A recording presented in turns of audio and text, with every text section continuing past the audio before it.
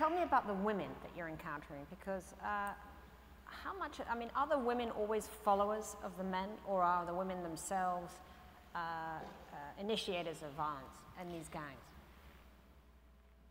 I'd say that that's changing now.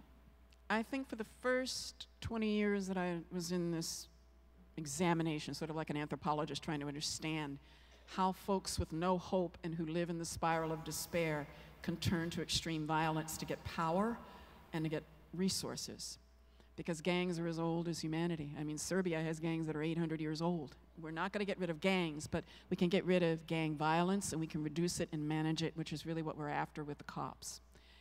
The women are fascinating because, as usual, in any human ecosystem, we can actually change the dynamic faster than anybody. I was interviewing some gangsters, hardcore gangsters, and I said, what would happen if the girls didn't want to date you? They said, the you-know-what would end tomorrow.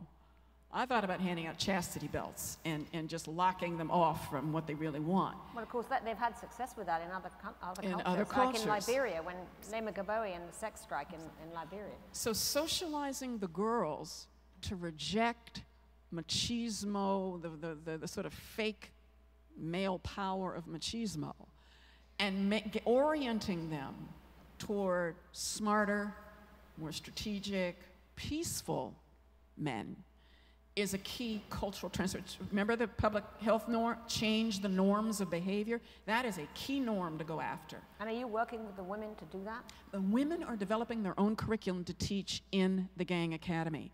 And we're trying to teach the cops. Now you've got to remember that you know, Patty Giggins with Peace Over Violence, there are a lot of women's groups out there. Vicki Lindsay has a group. They are already working with gang populations. Belinda Walker with Girls in Gangs. They are all folks who are part of our team.